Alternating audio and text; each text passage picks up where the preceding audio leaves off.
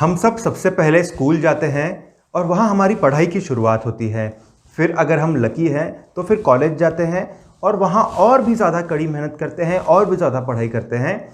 फिर अगर हम लकी हैं तो हमें एक जॉब मिलती है या फिर हम हमारा लक ट्राई करते हैं किसी भी प्रकार की एंटरप्रेन्योरशिप में। यह है फ़िलहाल का स्टेटस इंडियन एजुकेशन सिस्टम का। लेकिन क्या हमें 15 सालों के लिए पढ़ाई करने के बाद सिर्फ 15-20 या मैक्सिमम 30,000 रुपये ही मिलने चाहिए? तो क्या हमें ये 15 साल के लिए पढ़ाई सही में करनी चाहिए, सिर्फ इतने ही अगर हमें पैसे कमाने हैं तो? इसका सॉल्यूशन हम ढूंढेंगे इस वीडियो में। हम कंपेयर करेंगे बाकी के जो प्रगत देश हैं उनके एजुकेशन सिस्टम से, और वीडियो के एंड तक हम इस प्रॉब्लम का सॉल्यूशन ज़रूर ढूंढ लेंगे। तो वीडियो को एंड तक ज़रूर देखिए।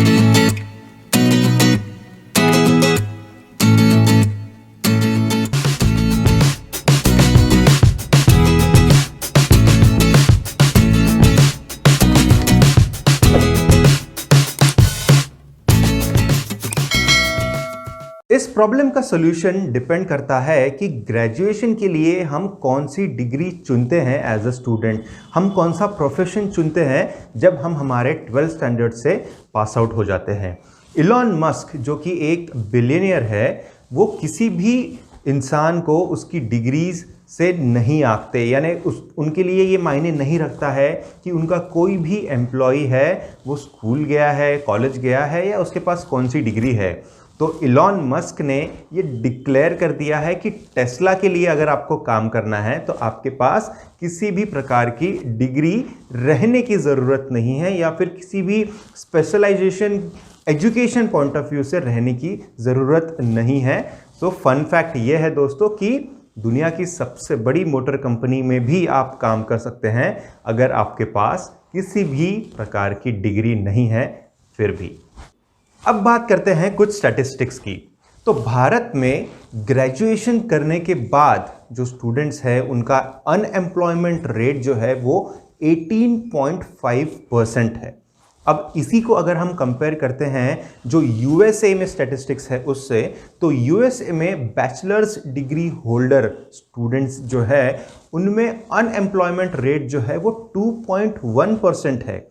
तो ये जो डिफरेंस है दोनों स्टैटिस्टिक्स में, ये किस रीज़न से है ये हम जानते हैं। इसका प्राइम रीज़न दोस्तों ये है कि इंडिया में स्टूडेंट्स जो है वो किसी एक डिग्री के पीछे बहुत ज़्यादा पड़ जाते हैं। जैसे फ़िलहाल में इंजीनियरिंग और मेडिकल, ये दोनों जो डिग्रीज़ हैं इसके पीछे हर कोई पड़ा होता है। इंजीनियरिंग कॉलेज में एडमिशन के लिए, मेडिकल कॉलेज में एडमिशन के लिए, तो यहाँ पर एक होल्डिंग फॉर डिग्रीज हो जाता है। इंजीनियरिंग और मेडिकल के लिए स्टूडेंट्स जो है वो होल्ड करना चालू कर देते हैं।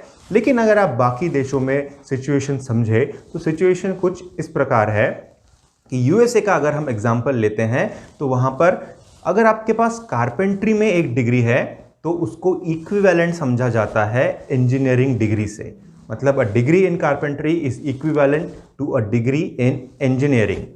अब यहाँ पर स्टैटिस्टिक्स ये भी बताते हैं कि अगर आप एक कारपेंटर है तो महीने का करीबन $3,200 आप कमा लेते हैं, और इंजीनियर जो है वो एक महीने में करीबन 3,500 से $3,600 कमा लेता है। तो दोनों भी प्रोफेशंस में जैसे कि हमने देखा ज़्यादा डिफरेंस बिल्कुल भी नहीं है। भारत में 70% स्टूडेंट्स जो है वो इंजीनियरिंग या फिर मेडिकल लाइन में जाते हैं। तो हर साल करीबन 3 मिलियन स्टूडेंट्स जो है वो हर साल इंजीनियरिंग में एडमिशन लेते हैं इंडिया में, और 6,000 से ज़्यादा इंजीनियरिंग कॉलेजेस हैं इंडिया में। अभी जो 3 मिलियन स्टूडेंट्स हर साल एडमिशन लेते हैं इंजीनियरिंग में, उनमें से सिर्फ 1.5 मिलियन स्टूडेंट्स ही पूरा इंजीनियरिंग कंप्लीट कर पाते हैं, और बाकी के स्टूडेंट्स जो है वो due to lack of skill sets, due to lack of competency आप कह सकते हैं कि वो कंप्लीट नहीं कर पाते। और ये जो 1.5 मिलियन स्टूडेंट्स हैं जो कि कंप्लीट कर लेते हैं, उसमें से भी सिर्फ 20% स्टूडेंट्स जो है वो एम्प्लॉयड होते हैं, यानी उनको एम्प्लॉयमेंट मिलता है। तो आप देख सकते हैं कि ये कितना कम रेशियो है हमारे देश में, जहाँ पर कि एक डिग्री लेने के बाद भी स्टूडेंट्स का एम्प्लॉयमेंट जो है वो नहीं हो पाता है। अगर हम स्टूडेंट्स की एम्प्लॉयबिलिटी के बारे में समझें तो एक रिसर्च ये कहता है कि मैकेनिकल इंजीनियरिंग और सिविल इंजीनियरिंग में जो स्टूडेंट्स हैं उनमें एम्प्लॉयबिलिटी का रेट जो है वो 5% एंड 6% है रिस्पेक्टिवली। तो अगर 5% और 6% ही है एम्प्लॉयबिलिटी रेट मैकेनिकल और सिविल इंजीनियरिंग में, तो आप समझ सकते हैं कि इंडियन स्टूडेंट्स को कितना ज़्यादा स्ट्रगल करना पड़ता है डिग्री लेने के बाद भी किसी अच्छे जॉब में एंट्री करने के लिए। और यही एक रीज़न है कि 2016 से अगर आप देखते हैं तो नंबर ऑफ स्टूडेंट्स जो एनरोल कर रहे हैं इंजीनियरिंग के लिए वो हर साल धीरे धीरे घटते जा रहा है। और ये जो फैक्ट है ये भारत के लिए, जो कि एक डेवलपिंग नेशन है, ये अच्छा फैक्ट नहीं है, क्योंकि हम बाकी के देशों में अगर देखें तो फॉर एग्जांपल जर्मनी में सिर्फ वही स्टूडेंट्स जो सही में पैशनेट हैं, अपने उस पर्टिकुलर डिग्री को लेके उसमें इंटरेस्ट रखते हैं, वही डिग्री को कंप्लीट करते हैं, या फिर बाकी के स्टूडेंट जो है वो अपना अपना इंटरेस्ट चुन के किसी और फील्ड में चले जाते हैं। तो यहाँ पर हमें सोचने की ज़रूरत है कि क्या हमें जो हम चीज़ कर रहे हैं उसमें सही में पैशन है। अब कुछ स्किल सेट्स के बारे में बात करते हैं जो आपकी एम्प्लॉयबिलिटी रेट जो है उसको बढ़ाता है।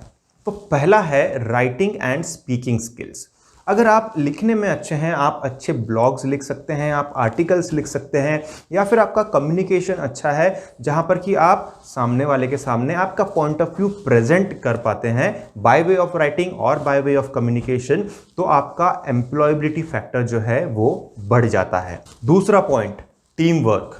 अगर आप में लिसनिंग स्किल्स अच्छी हैं, आप लोगों को अच्छे से सुन सकते हैं और जब ज़रूरत पड़े तब आप आपका पॉइंट ऑफ व्यू प्रेजेंट कर सकते हैं एक ग्रुप में, तो फिर आपकी टीम बिल्डिंग स्किल्स या फिर टीम में काम करने की स्किल्स जो है वो एनहांस होगी।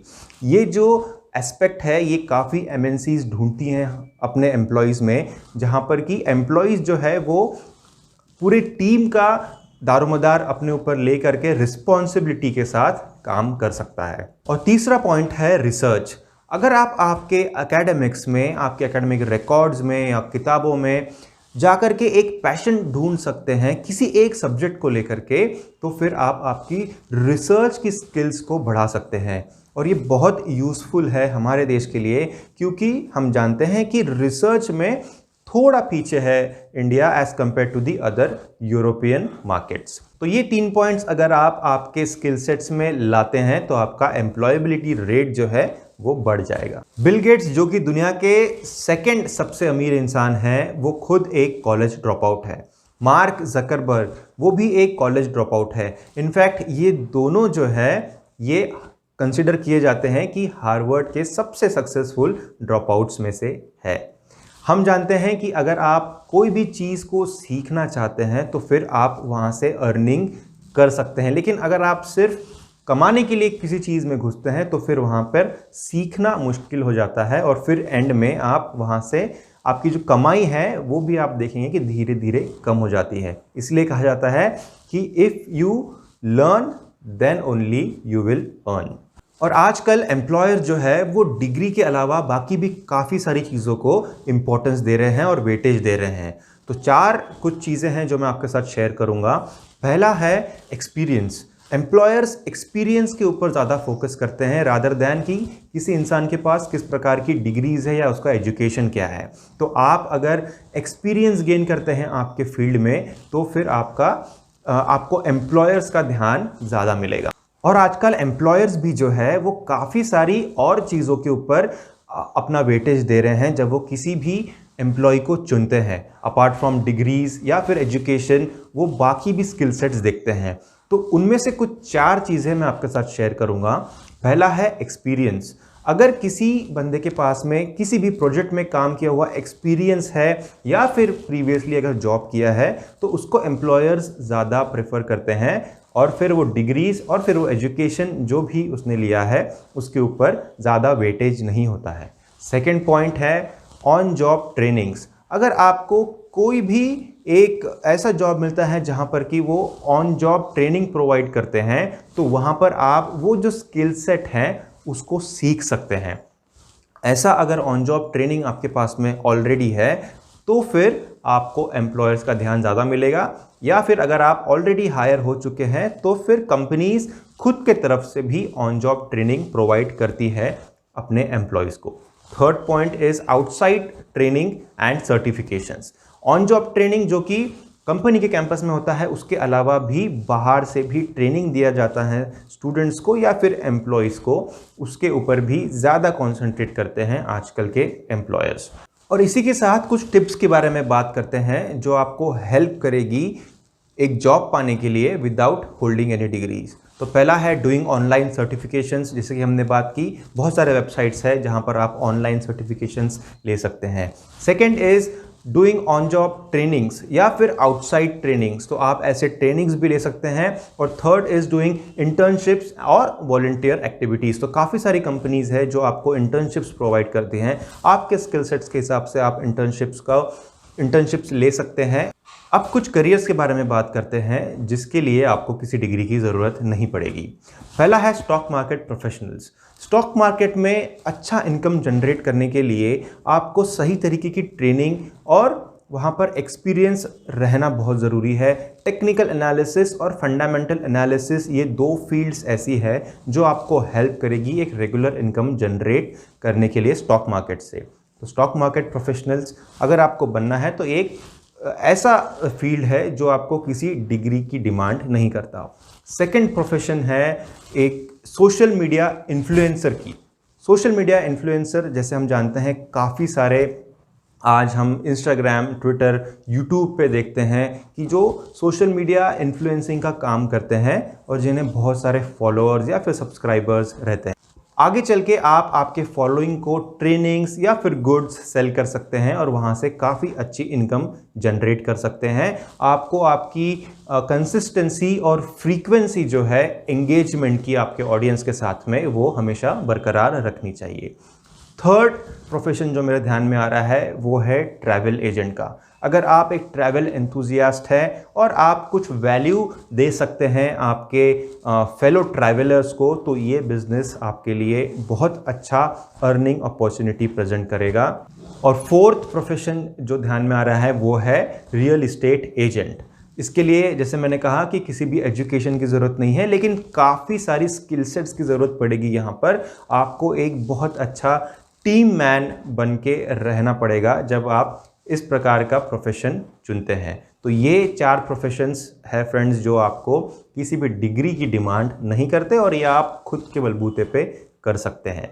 तो यहाँ हमने देखा कि जैसे कि कुछ प्रोफेशंस है जैसे कि डॉक्टर, इंजीनियर, लेक्चरर या फिर एडवोकेट जो आपको कंपेल करेगा डिग्री पाने के लिए, या फिर बहुत सारे ऐसे प्रोफेशंस हैं और हज़ारों ऐसे प्रोफेशंस हैं जिसमें आपको किसी भी प्रकार की डिग्री की ज़रूरत नहीं पड़ेगी।